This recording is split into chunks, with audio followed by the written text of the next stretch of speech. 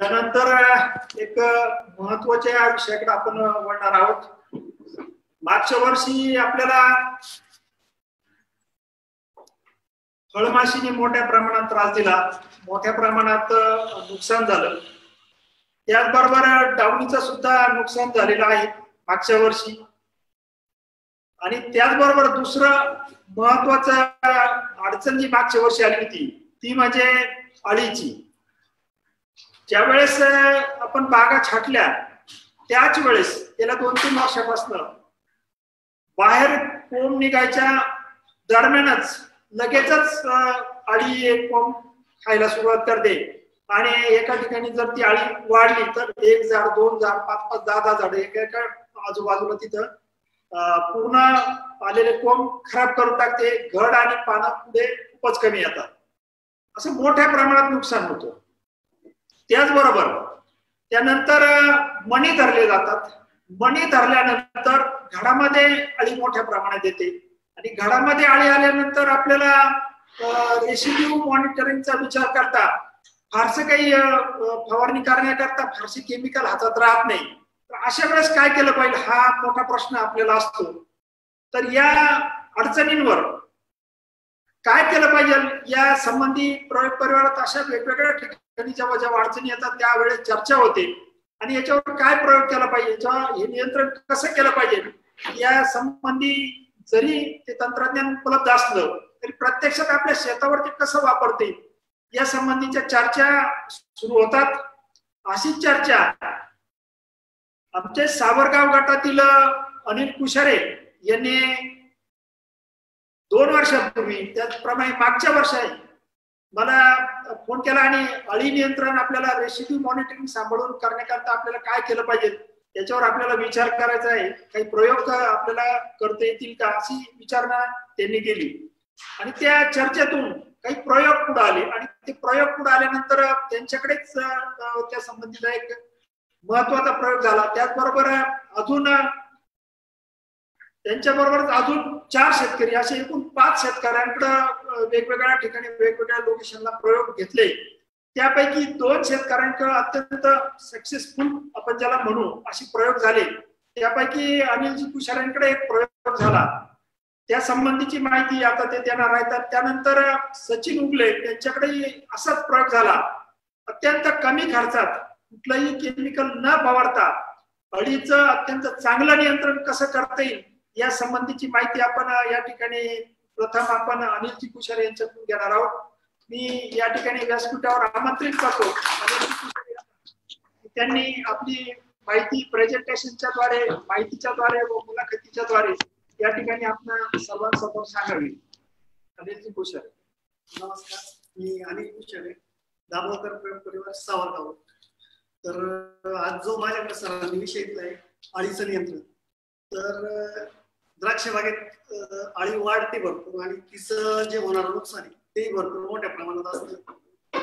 या प्रयोगासाठी मला जे मोलाचं सहकार्य लाभलं ते सोनपुर ॲग्रो इंडस्ट्रीजचे महेश वाणी सर, काटे सर यांचं आणि मला मार्गदर्शन उगले सरांनी केलं, तुषार उगले कीटकशास्त्रज्ञ यांचं मिळालं। तर आपण आता आपल्या विषयाला सुरुवात करूया। तर अळी का वाढते? अळी वाढण्याचं मुख्य कारण असतं की आपण पावसाळी हंगामात साधारणतः 60 ते 65 दिवसानंतर जे गवत वाढवतो ते गवत ते लुसलुशीत वाढलेलं गवत त्यावरती बऱ्यापैकी किडी पण वाढत असतात। तसेच आजूबाजूला खरीप हंगामातील पिकं मका, सोयाबीन, उडीद, मूग, भुईमूग या पिकांवरती बऱ्यापैकी अळीचा अटॅक झालेला असतो आणि द्राक्ष छाटणीपूर्वी या सर्व पिकांची कापणी होते। त्यामुळे जी तयार झालेली अळी तिला खायला काही नसतं आणि ती नंतर द्राक्ष बागेवर चांगल्या प्रकारे अटॅक करते। तर सुरुवात ज्यावेळेस होती तर आपण बाग छाटण्यापूर्वी आपण बाग पण साफ करून घेतो, म्हणजे तणनाशक मारून किंवा रोटर करून। त्यामुळे रोटरी केल्यानंतर अळीला खायला काहीच शिल्लक नाही राहत। मग त्या अळीला खाण्यासाठी गोष्ट पीक काय असतं, तर आपण बाग छाटतो आणि नुकताच कवळा कोंब जो तयार होतो त्या तो कोंब खाण्यासाठी अळी झाडावर चढते तर ती जी आळी आहे ती आळी त्या कोंब खाण्यासाठी जी वरती येते तर ती एक कोंब खाल्ला तर साधारणतः आपलं 1 घडाचं नुकसान होतं. आपण असं पकडूया की एक कोंबातून 1 घड येणार आहे आणि तो साधारणतः 500 ग्रॅमचा आहे. तर अशा आळीने जर एक कोंब जरी आपल्या बागेत खाल्ला तर आपलं नुकसान येईल तिथून सुरुवात होती प्राथमिक अवस्थेत. बाकी पुढचे नुकसान वेगळे. तर हा प्रयोग आम्ही ज्यावेळेस सुरू केला तर हा प्रयोग साधारणतः छाटणी आधी आम्ही एक 20 दिवस सुरू केला. छाटणी आधीची जी अमावस्या आहे तिच्या आधी 8-10 दिवस मी बागेत फेरोमेन ट्रॅप लावले. तर ते फेरोमेन ट्रॅप स्पोडोप्टेरा लुटेरा या लूरचा वापर करून एकरी 10 ट्रॅप लावले. त्या 10 ट्रॅप मध्ये जे पतंग आले त्या पतंगामुळे पुढची जी होणारी पिढी आळीची निर्माण होणार ती तिथेच थांबली गेली. तर आपण या आळीचं जीवनचक्र आधी समजू. साधारणतः पावसाळी वातावरण आणि उन्हाळी वातावरणात आळीला 25 ते 30 दिवस लागतात एक जीवनक्रम पूर्ण करायला. तर तो जीवनक्रम पावसाळी आणि उन्हाळी वातावरणात 25 दिवसात होतो. 25 ते 30 दिवसात पूर्ण होतो. आणि आळीचं म्हणजे पतंग अंडी घालून पुढे जातो. त्यानंतर 4 ते 5 दिवसात त्यातून आळी निर्माण होते. आणि तो आळी म्हणजे एक पतंग साधारणतः 500 ते 1200 अंडी घालतो. त्यापैकी 2% जरी अंडी उगून आली तरी सरासरी म्हणजे त्या जगण्याचा माहिती अशी मिळाली की त्या जगण्याचा रेट फक्त 2%. म्हणजे एक मादी पतंग जेव्हा अंडी घालून जाते तेव्हा तिच्यातून साधारण 100 आळे जरी जन्माला आले आणि एक पतंग 4 ते 5 मादी बरोबर मीटिंग करतो तर या 5 मादी पतंगांनी घातलेल्या अंडीमुळे साधारणतः 100 आळ्या आपल्या बागेत तयार होतात. या तयार झालेल्या आळ्या पुढे आपल्याला त्रास देतात. या थांबवायच्या कशा तर त्याच्यासाठी फेरोमेन ट्रॅप म्हणजे कामगांध सापळे लावले जातात. आणि एक पतंग जरी पकडला गेला तर पुढची साधारणतः तुमचे ऍव्हरेज 5000 अंडी घालण्याचं काम थांबलं जातं. हा एक चांगल्यापैकी कंट्रोल मिळतो. दुसरा मुद्दा की बागेत छाटणी नंतर थोडासा ग्रीन बेल्ट ठेवला पाहिजे आपण. त्या ग्रीन बेल्ट मुळे आळीला खाण्यासाठी बागेच्या तळाशीच काहीतरी गवत मिळतं आणि ती वरती जात नाही. हा दुसरा एक नियंत्रणाचा भाग झाला. त्यानंतर आळी नियंत्रणासाठी तिसरा महत्वाचा भाग आहे की आपण ज्यावेळेस खरड छाटणीच्या दरम्यान आपण साधारणतः म्हणजे आर्ली प्लॉट नाशकांची स्प्रे साधारणतः जून स्प्रे करत. आळीची आणि इतर किडींची संख्या वाढते आणि ती जी वाढलेली संख्या आहे ती कंट्रोल होत नाही किंवा ती कंट्रोल करण्यासाठी आपण तिथं कोणताही स्प्रे घेत नाही. तिथं आपल्याला साधारणतः जून पासून एक पावसाळी वातावरण भेटतं. त्या वातावरणात आपण मेट्रायझम, व्हर्टिसिलियम, बिव्हेरिया हे स्प्रे घेतले पाहिजे आणि ते सातत्याने 15 ते 20 दिवसाच्या गॅपने घ्यावे. त्याच्यानंतर SLNPV सारखे विषाणू आहेत ते पण स्प्रे घेतले पाहिजे. ते स्प्रे घेतल्यामुळं आपल्याला आळीचं आणि पतंगांचं चांगलं कंट्रोल भेटतं जेणेकरून पुढं ती तुमच्या बागेवरती येत नाही. त्याशिवाय आळी कंट्रोल करताना आता मी जो प्रयोग केला तो आपण बघूया.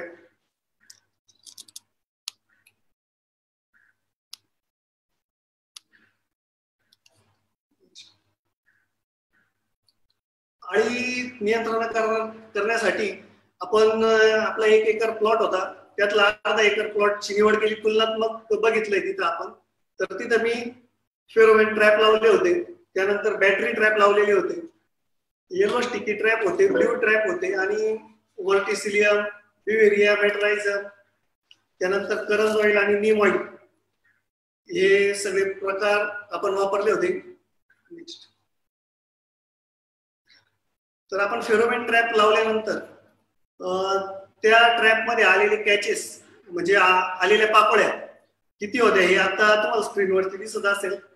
साधारणतः सुरुवातीला 100 ते 125 पापड्या अडकल्या आणि जसं जसं दिवस पुढे सरकत राहिले तसे तसे ते पाकोळ्या अडकण्याचं प्रमाण वाढतं कमी होत राहिलं।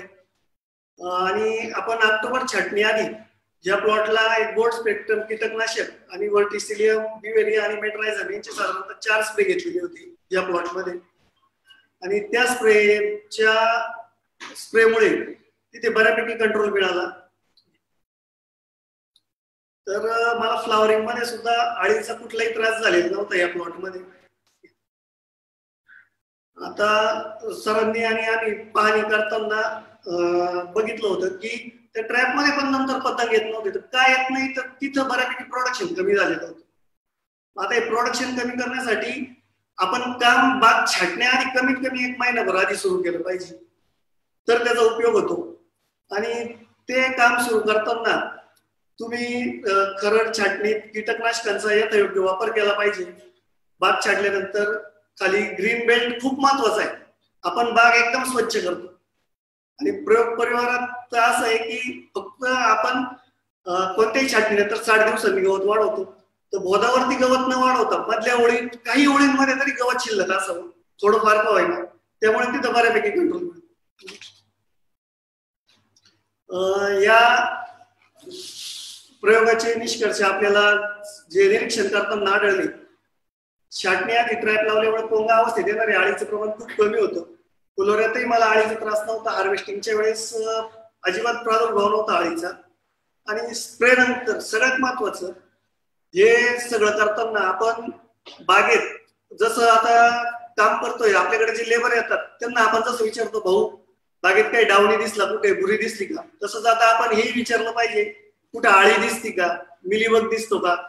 आणि थ्रिप्स आता समजा मजुराला नाही कळत, पण आपण एक सफेद कागदावरती शेंडा झटकून किंवा तुमच्या मोबाईलच्या स्क्रीनवरती, आता प्रत्येकाकडे हेडसेट आहे, स्क्रीनवरती थ्रिप्स दिसून येतं, ते बघितलं पाहिजे। आपण जे येलो ट्रॅप लावले होते, आता जनरली येलो ट्रॅप लावताना आता हे येलो ट्रॅप लावून त्याच्यात पतंग आले की नाही हा विषय नव्हता, पतंग चिटकलेले आढळले आपल्याला। आणि हे येलो ट्रॅप लावताना आपण सर्रास बागेची जिथं कॅनोपी तिथं लावतो, त्याच्या ऐवजी साधारणतः जमिनीपासून 2 फूट, 3 फूट, 4 फूट आणि 5 फूट असे हे येलो ट्रॅप लावले गेले पाहिजे। म्हणजे सुरुवातीला असं आढळलं की जमिनीपासून जे 1 फुटावरती ट्रॅप, 2 फुटावरती ट्रॅप होते, फक्त तिथंच कीड दिसली। जसं जसं तुमची कॅनोपी वरती वाढली, खालचं गवत कमी झालं, तसं तसं ते 2 फूट, 3 फूट आणि 4 फुटावरती ते किडी आढळल्या। आपण काही लाईट ट्रॅप पण लावले होते, त्या लाईट ट्रॅप मध्ये साधारणतः 200 वॅटचा एक बल्ब होता आणि खाली त्याच्या खाली आपण पाणी ठेवलेलं होतं कीटकनाशक युक्त, त्यातही आपल्याला पाकोळी आणि बऱ्यापैकी तुडतुडे आढळून आले।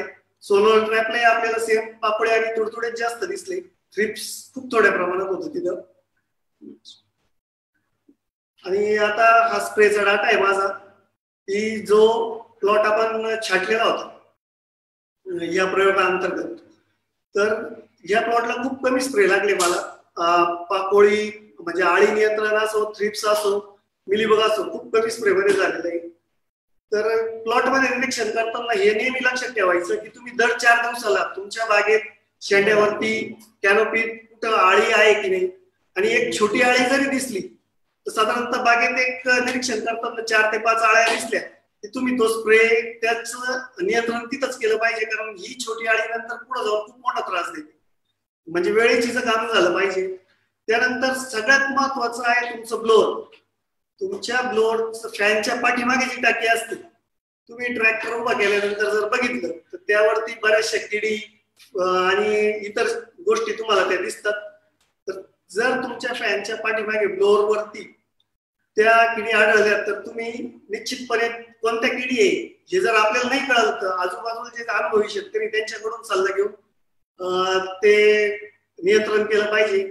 होतं काय की आपण दुकानदाराकडे जातो आणि काही मित्र किडींनाही त्यामुळे स्प्रे केला जातो, ही किडी आपल्याला माहित नसती, दुकानदारालाही त्याची तेवढी जाणीव नसते, ती कीड काय काम करते काय नाही हे कोणालाही माहित नसते। त्यामुळे अनुभवी शेतकरी किंवा अनुभवी जो कोणी माणूस असेल, एक कीटकशास्त्रज्ञ किंवा ज्यांना सेंद्रिय शेतीचं ज्ञान आहे, अशा लोकांकडून ते जाणून घेतलं पाहिजे। आणि सुरुवातीला एक प्रयोग करताना असं लक्षात आलं की आपण जे स्प्रे करतो सुरुवातीचे, साधारणतः आता सगळ्यांकडे चांगले फ्लोर आहेत, तर बाकीच्या वरती 8 ते 10 फूट पावडर जाते. पहिल्या 20 दिवसात, 20 ते 25 दिवसात ती पावडर 2 ते 3 फुटच वरती गेली पाहिजे. कारण मुळात जो स्प्रे होतो तो 80% टार्गेटच्या बाहेर जातो, फक्त 20% टार्गेटवर पडतो. आणि जर तुम्ही खूप हवा ठेवून आणि वरती जर स्प्रे केले आणि त्या स्प्रेमुळे होतं काय की टार्गेटवरती स्प्रे न झाल्यामुळे अटॅक वाढतो आणि तो वाढलेला अटॅक पुढे आपल्याला त्रास देतो. सुरुवातीला बऱ्याच लोकांकडे आजही असं बघायला भेटतं की हाय प्रेशर आणि एटीआर लावलेले असतात.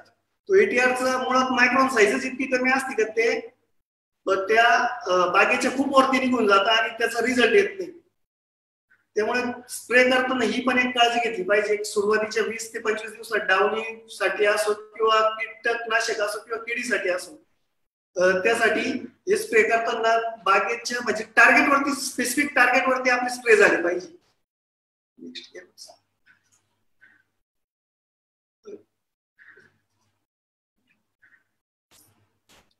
तर आता आपण म्हणजे समोर बघतोय की एक आळी आहे आणि ती कोंब खाते. हा जो खाल्लेला कोंब आहे याच्यावरून आपण आपल्या नुकसानीचं गणित लावू शकता.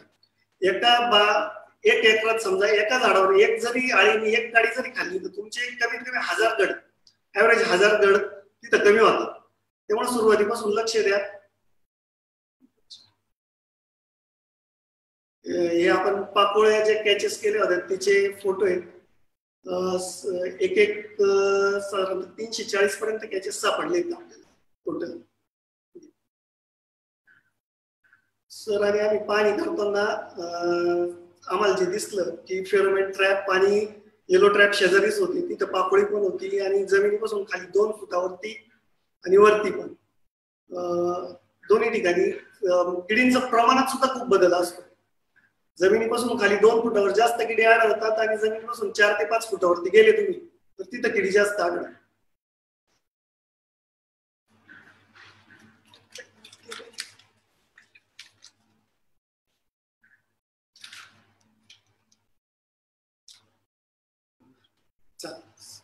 तर तुमचे प्रश्न तुम्ही पाठवा आणि त्या तोपर्यंत आळी बाबतीत आणि इतर थ्रिप्स आणि इतर किडी आणि ट्रॅपच्या बाबतीत मी तुम्हाला थोडी अजून माहिती देतो एक्स्ट्रा. की ट्रॅप असो किंवा इतरही गोष्टी अशा आहेत की त्यामुळे मॉनिटरिंग होतं की तुमच्या बागेत ती कीड आहे हे लक्षात घ्या. आणि त्यामुळे जो कंट्रोल आपण जे समजतो की ट्रॅप लावले म्हणजे माझं काम झालं तर तसं होत नाही. ट्रॅप लावल्यानंतर तुम्ही तिथं निरीक्षण केलं पाहिजे की माझ्या बागेत नक्की कीड कोणती. ट्रॅपने फक्त मॉनिटरिंग होतं. त्यानंतर जर ती कीड त्या साधारणतः 1 बाय 1 सेंटीमीटरचा एक चौकोन बनवून त्या ट्रॅपवरती तुम्ही चेक केलं पाहिजे की याच्यात किती कीड सापडली आणि ती कीड जर समजा 3 ते 4च्या पुढे गेली तर तुम्हाला स्प्रेची आवश्यकता आहे. म्हणजे मी ट्रॅप लावलाय आणि माझं लगेच कंट्रोल होईल असं काही नाही. आणि हे आम्ही अजून प्रयोगच करतोय. तर या प्रयोगात साधारणतः 2 वर्ष सुरू आहे आणि हे प्रयोग केल्यानंतर यावरती चर्चा करता येईल आपल्याला. कोणाचे काही प्रश्न असतील तर ते त्यांनी जरूर विचारावे.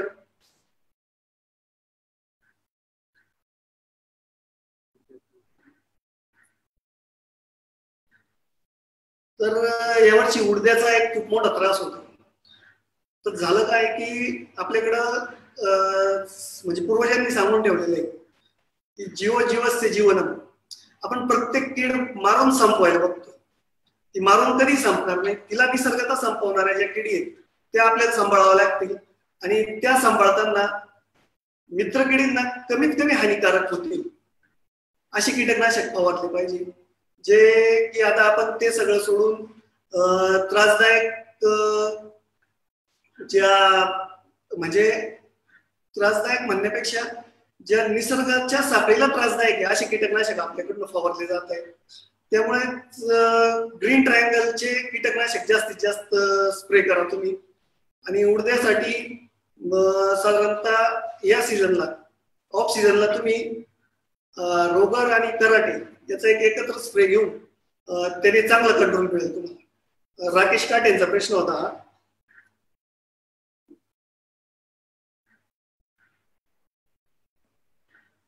एक प्रश्न आला, एटीआर कमीत कमी किती दिवसांपर्यंत नको आहे सागर पाटील? तर एटीआर पहिले 20 दिवस तरी नकोय. ज्यावेळेस तुमची कॅनोपी थोडीशी बागेत म्हणजे साधारणतः 7 ते 8 इंचावरती जाईल, तिथून पुढे तुम्ही एटीआर वापरू शकता.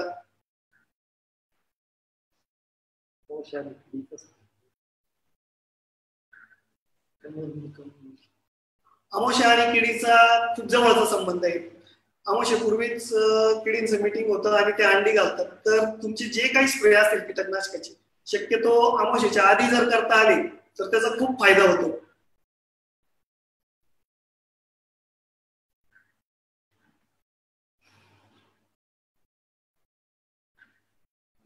पोंगा अवस्थेत अळी आली असेल तर काय घ्यावे?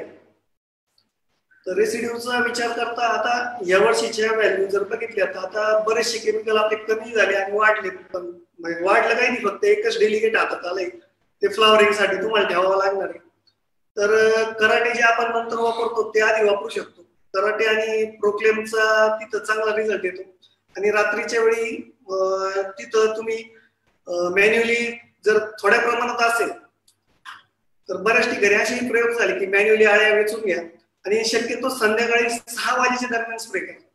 जे स्प्रे रात्री 9-10 ला होतात त्याचा दुसरा एक तोटा असा होतो की तुमचं कीटकनाशक जाईपर्यंत तिथं आळी पोहोचलेली असते. त्यामुळे ते स्प्रे संध्याकाळी 6 वाजेच्या दरम्यान झालेले कधीही चांगले. गळपुजीवर प्रश्न विचारलाय, पण तो विषय आपला सध्याचा नाहीये, त्याच्यामुळं त्याच्यावर काय बोलता येणार नाही. संजय शेवकर यांनी एक प्रश्न विचारलाय, फेरोमोन ट्रॅपची लूर किती दिवसांनी बदलायची? तर ते महेश सोनकुल साहेब या लेक्चर नंतर ते त्या संदर्भात बोलणार आहे. जैविक कीटकनाशक फ्लॉवरिंग नंतर कोणते पर्याय आपल्याकडे? ज्ञानेश्वर सानप यांचा प्रश्न आहे. साधारणतः वर्टिसिलियम, बिवेरिया आणि मेट्रायझर या 3 चांगलं काम करतात फ्लॉवरिंग नंतर. आणि व्हायरस SLNPV, HN याच्याबद्दल अधिक माहिती या ठिकाणी महेश सोनकुल साहेब अजून लेक्चर नंतर देतील.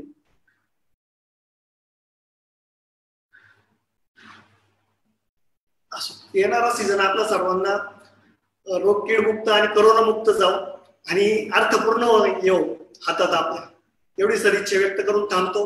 जय हिंद, जय महाराष्ट्र. या ठिकाणी प्रत्येक प्रयोग करायचा म्हणजे त्या प्रयोगाकरता वर्षभर 2 वर्ष वेळ द्यावा लागतो. त्याचबरोबर प्रयोग करायचा म्हणजे त्या प्रयोगाची जुळणी करताना अगदी सुरुवातीपासून ते शेवटपर्यंत साधारणपणे आठवड्यातले कमीत कमी 2 तास तरी द्यावे लागतात. आणि असा स्वतःचा वेळ देऊन वेळेचं नियोजन करून या ठिकाणी अनिलजी कुशरे यांनी महत्वपूर्ण प्रयोग केला. असे महत्वपूर्ण प्रयोग करणारा आपण प्रयोग पुरस्कार देत असतो. तर त्यांना प्रयोग परिवारच्या वतीने आपण प्रयोग पुरस्कार देत आहोत. हा पुरस्कार देण्याकरता या ठिकाणी किरण भामदास त्याचप्रमाणे विष्णू पाटील यांनी या ठिकाणी यायचे.